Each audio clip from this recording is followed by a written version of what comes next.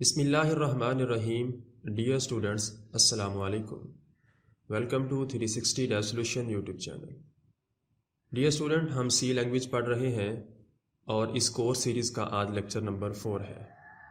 पिछले लेक्चर्स में अब तक हम देख चुके हैं what is a programming language, high level programming languages कौन सी होती हैं, लो लेवल प्रोग्रामिंग लैंग्वेजेस कौन सी होती हैं, इंसान के लिए लो लेवल प्रोग्रामिंग लैंग्वेजेस आसान है या हाई लेवल प्रोग्रामिंग लैंग्वेजेस आसान है। उसके बाद हमने देखा था what is a translator, translator की कौन कौन सी टाइप्स हैं, और उसके बाद हमने देखा था कि सी लैंग्वेज को कंपाइल करने के लिए कौन कौन से कंपाइलर यूज़ होते हैं और इस कोर्स सीरीज़ में हम कौन सा कंपाइलर यूज़ करेंगे। इस कोर्स सीरीज़ के लिए हमने डेव सी प्लस प्लस को सिलेक्ट किया था और उसके बाद हमने डेव सी प्लस प्लस को डाउनलोड करके इंस्टॉल करने का तरीका भी देखा था। डियर स्टूडेंट्स, आज के लेक्चर में हम देखेंगे basic structure of C program. तो चलें आज का लेक्चर शुरू करते हैं।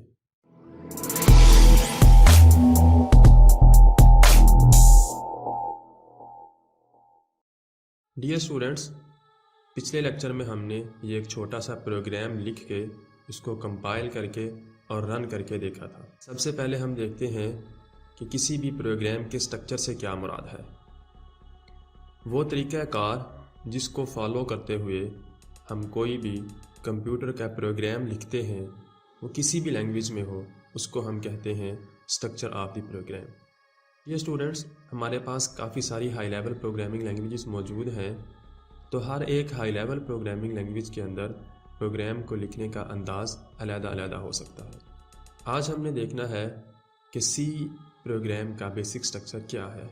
लाइन नंबर फर्स्ट में देखें, सबसे पहले हमें नज़र आ रहा है हैश साइन। हैश साइन से ज़ाहिर करता है कि इसके आगे जो हमने इंस्ट्रक्शंस लिखी हैं, ये इंस्ट्रक्शन सी कंपाइलर के लिए हैं।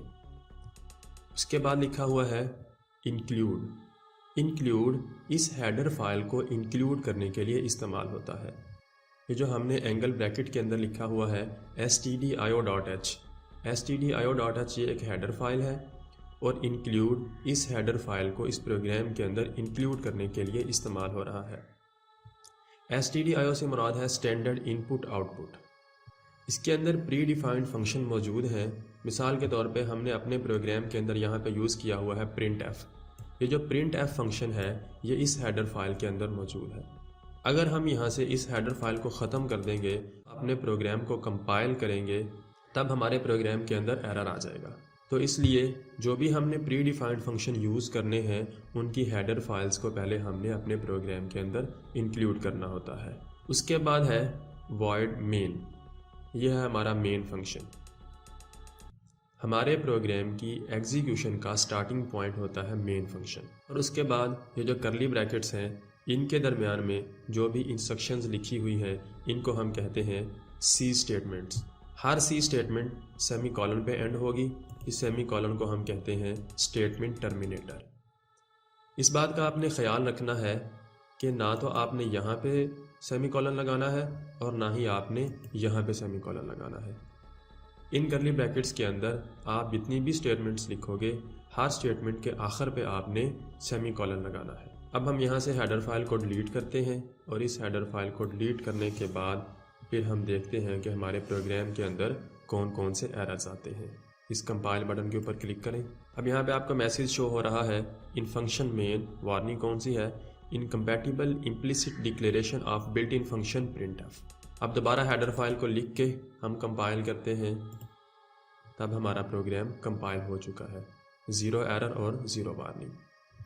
इसी तरह अगर हम यहाँ से सेमी कॉलन को ख़त्म करें, ख़त्म करने के बाद कंपाइल करेंगे, तभी देखें एरर आ गया, एक्सपेक्टेड सेमी कॉलन बिफोर गेट सी एच। ये हमारे पास गेट सी एच का फंक्शन है।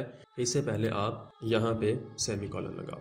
ये हमारे पास है सी लैंग्वेज का सिंटैक्स, यानी सी लैंग्वेज के सोर्स कोड को लिखने के लिए जो रूल्स हैं, अगर हम उन रूल्स को फॉलो नहीं करेंगे तो ये जो एरर हमारे पास आ रहे हैं, इनको हम कहते हैं सिंटैक्स एरर। अगर हम इस सेमी कॉलन को ख़त्म करेंगे, तब भी हमारे पास एरर आ जाएगा,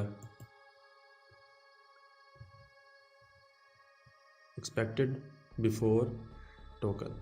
ये हमारे पास इस ब्रैकेट से पहले कह रहा है कि यहाँ पे आपने सेमी कॉलन लगाना है। ये पहले भी मैं आपको बता चुका हूँ कि इस बात का आपने ख्याल रखना है, जब तक आपके प्रोग्राम में से एरर्स ख़त्म नहीं हो जाते उस वक्त तक आपका प्रोग्राम कंपाइल नहीं होगा। कि जैसे ही हम यहाँ से सेमीकोलन को ख़त्म करके कंपाइल करते हैं तो यहाँ पे एरर शो हो रहा है, और यहाँ पे हम सेमीकोलन लगाने के बाद अगर हम कंपाइल करते हैं तब हमारा प्रोग्राम कंपाइल हो जाता है। उम्मीद करता हूँ कि आज का लेक्चर आपको समझ आ चुका होगा। अगर किसी भी स्टूडेंट को कोई प्रॉब्लम हो तो आप कमेंट सेक्शन में मुझे ज़रूर बताएं ताकि मैं आपको गाइड कर सकूँ। अल्लाह हाफ़िज़।